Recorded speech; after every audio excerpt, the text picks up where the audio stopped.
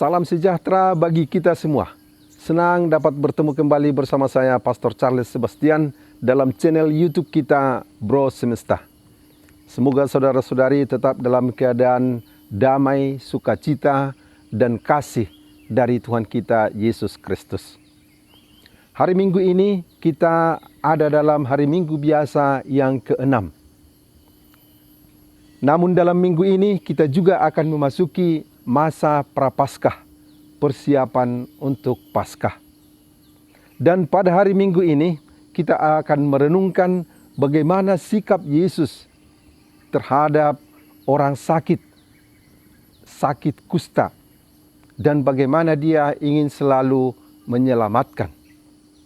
Saudara-saudara terkasih, keadaan orang yang mengidap penyakit kusta atau lepra pada masa Yesus sungguh memprihatinkan.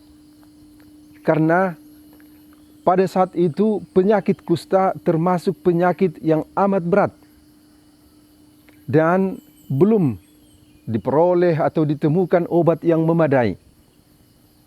Dan penyakit ini juga menular sehingga ditakuti dan dihindari oleh setiap orang. Maka untuk orang yang mengidap penyakit kusta atau lepra, ada aturan tertentu. Dikatakan mereka harus memakai pakaian yang sobek-sobek. Dan mereka harus menutup wajahnya. Rambutnya harus terurai. Dan mereka harus berteriak, najis, najis. Supaya orang lain tidak bertemu atau tidak langsung berpapasan dengan mereka. Yang lebih parah lagi, mereka yang mengidap penyakit kusta tidak boleh tinggal bersama dengan orang lain. Mereka dikeluarkan dari kehidupan sosial. Mereka harus tinggal pada tempat yang terisolir. Sehingga keadaan mereka semakin memprihatinkan. Maka orang yang mengidap penyakit kusta selain terluka secara fisik, mereka juga menderita secara psikis. Karena mereka dijauhkan dari kehidupan masyarakat biasa. Mereka harus terisolir, tersingkir dari kehidupan sosial. Di samping itu juga mereka terluka secara rohani. Karena mereka disebut najis dan harus mengakui diri najis. Serta hanya imam yang boleh menyatakan kalau sudah sembuh untuk kembali berbaur dengan masyarakat atau umat biasa dengan syarat-syarat kurban tertentu yang harus dipenuhi.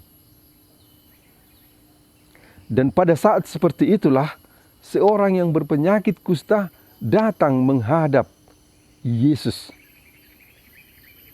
Tentulah orang kusta ini sudah sangat ingin sembuh. Dan dia hanya berpikir Yesus sendirilah yang dapat menyembuhkan dia. Serta dia percaya serta berharap dengan sungguh-sungguh bahwa Yesus akan menyembuhkan dia. Dia datang menghadap Yesus. Ini sesuatu yang luar biasa. Karena orang yang sudah kena penyakit kusta biasanya menghindari pertemuan dengan orang-orang sehat. Tetapi karena orang ini begitu yakin dan berharap pada Tuhan, dia datang. Dan dia pun tidak memaksa atau tidak meminta Yesus untuk menyembuhkan dia. Dia hanya mengungkapkan iman dan harapannya ketika dia berkata, "Kalau engkau mau, engkau dapat mentahirkan aku."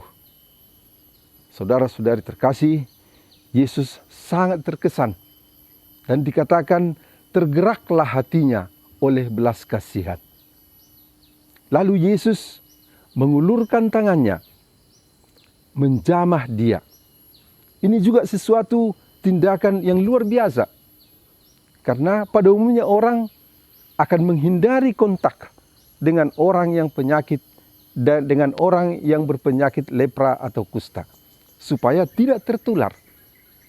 Tetapi Yesus menjamah dia, mengulurkan tangannya, dan menyembuhkan dia. Artinya, belas kasihan, kasih, atau keinginan untuk menyelamatkan itu lebih besar yang ada di hati Yesus.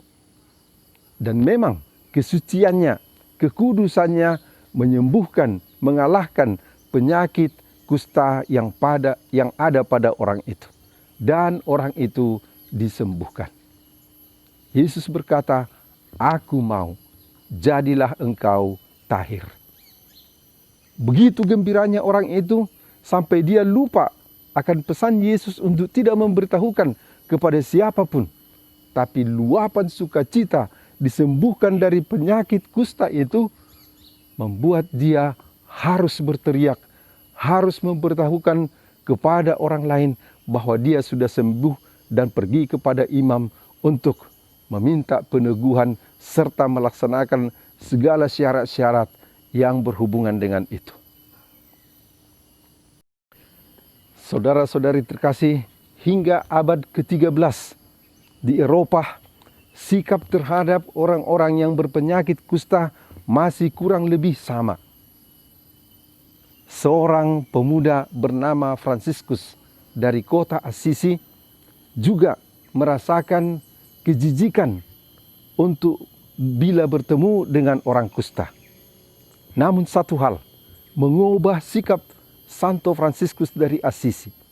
Sesudah dia bertemu dengan Tuhan, sesudah dia bertobat, dia turun dari kudanya dan menemui orang kusta, memeluk serta mencium orang kusta.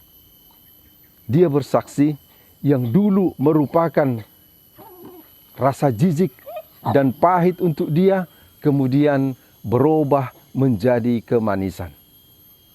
Fransiskus berubah sikapnya terhadap orang kusta itu sesudah bertemu dengan Yesus yang penuh belas kasihan. Dan dia seperti Yesus dengan penuh belas kasihan menghampiri, mendekati, merasa bersaudara dengan orang kusta itu. Saudara-saudari terkasih, dalam zaman kita ini mungkin masih ada beberapa tempat, antara lain di Galang, di Sumatera Utara, di mana tarekat Suster FEC masih mendampingi para saudara-saudari kita yang mengidap penyakit kusta yang sedang dalam penyembuhan. Mereka membantu untuk menyembuhkan luka-luka para saudara kita ini dan juga membantu untuk memberikan keterampilan kepada mereka secara khusus dalam hal pertukangan perkayuan supaya hidup mereka terasa tetap berarti bila bisa menghasilkan sesuatu dan masih bisa bekerja untuk menunjukkan atau melihat arti hidupnya walaupun sudah pernah mengidap sakit kusta, bahkan mungkin beberapa anggota tubuh sudah tidak utuh lagi.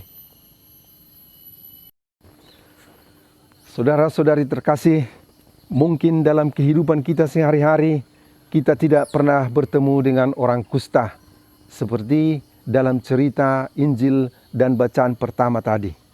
Namun setiap kali kita pasti bertemu dan mengalami ada saudara-saudari kita yang terkucil, yang terpinggirkan, yang dihindari oleh orang-orang lain, entah karena status ekonomi yang begitu lemah, entah karena keadaan fisik dengan keterbelakangan, entah mental, atau karena 1001 macam kemungkinan mereka akhirnya dijauhkan, dihindari oleh orang lain.